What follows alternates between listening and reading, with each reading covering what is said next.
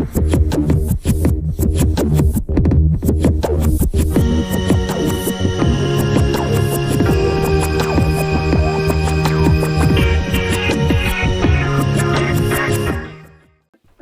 one of the most important parts of a Transformers toy line?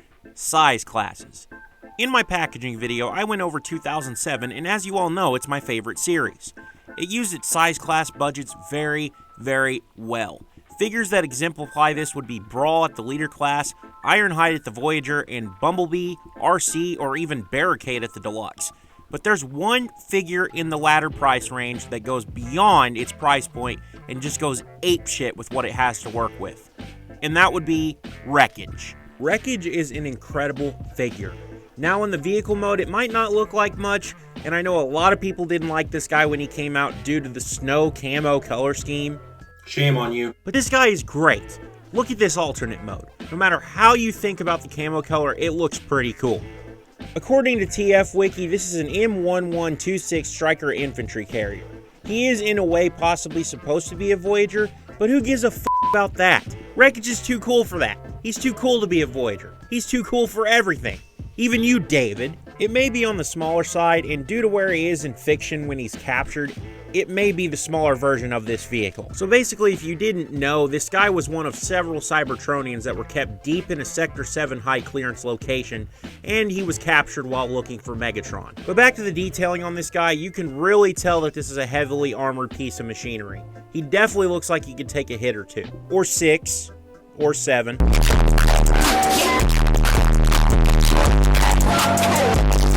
He's also got this heavily armored door on the back for something, probably personnel, and he's also got one on the top.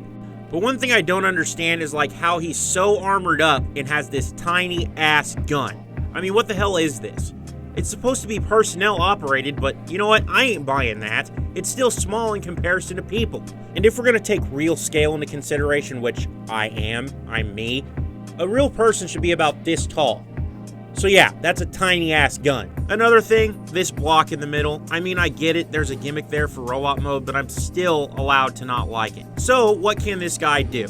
Well, he rolls pretty good on these 8 wheels here, and you can also store his weapons by partially transforming him, and it's honestly pretty elegant. So yeah, this is Wreckage's truck mode thing. It's alright. This mode is pretty secondary in all the scheme of things due to what you're about to see, but it's still a pretty good alt mode. David, transformation. So the transformation on this guy is actually pretty simple, but it's got some really cool steps involved. So the first thing you want to do is go ahead and unfold this back panel here, and then just fold all of that up, then take out all the blades, and then leave these panels open just for now. Then what we're going to do is unfold the feet there, then take them out all the way, and then what we're going to do is pull out the arms, untab them from this little gray piece here, but pull them out like that, and then fold out the ball joints like so, and then here's the automorph part of this figure. It's pretty nice. So you take this, and as you fold this back, the chest piece will fold forward and that little gap will close. So then you just straighten up the head, fold up those leg pieces like I was talking about, and now you come to the back and adjust everything and get this little dinky gun folded up in there. And now his robot mode is finished with a very nice transformation.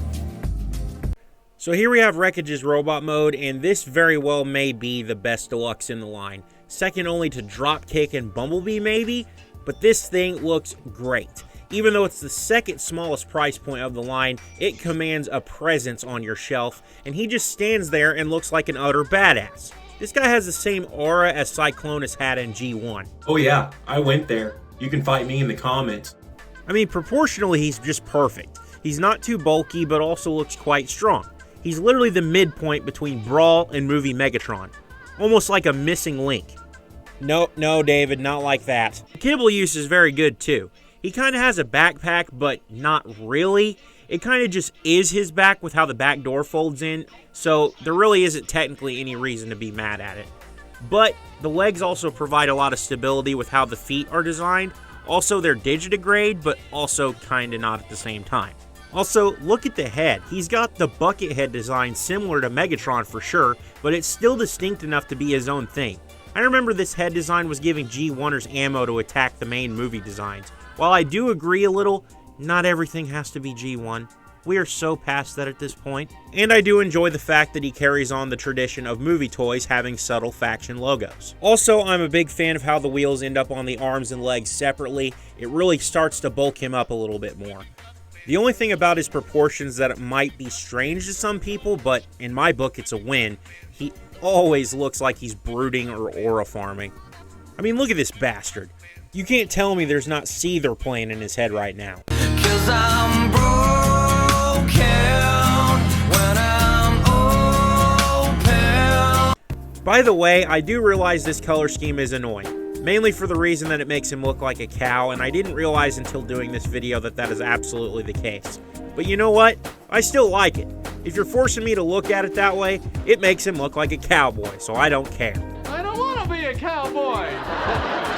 Something I don't like is how his gimmick works.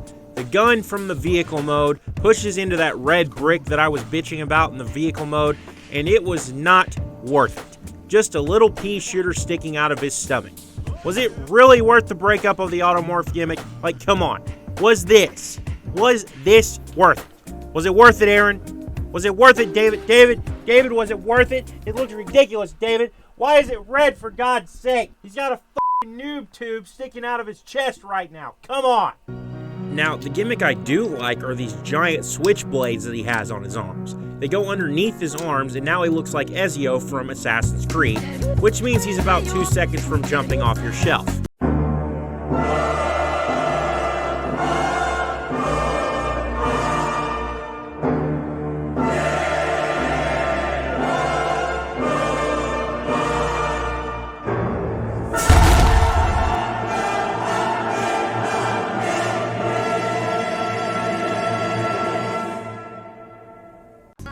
But these blades make him look even better than he did already, and they're a very dynamic accessory. You can even make it better by connecting both of them and Darth Maul it up. And they also spin if you connect it to the wheel. And for weapons of this caliber, there has to be good posing. There is no compromise. So posing on this guy's pretty good. The head's on a ball joint, even though it's a little awkwardly angled there, but it still looks pretty cool. The arms are on a kind of a ratcheted hinge there, and then there's a ball joint that goes all the way around. The only thing that I have an issue with on this guy's posing right here is no elbow swivel or bicep swivel there.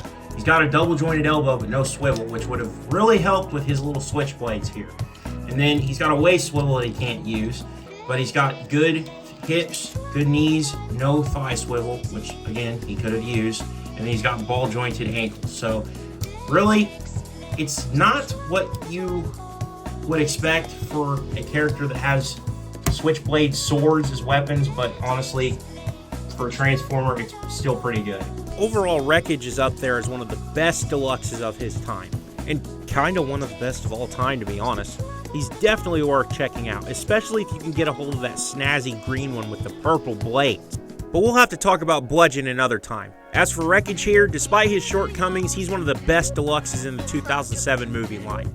But I've been Treebot Reviews, and until next time, keep growing your collections. I'm out of here.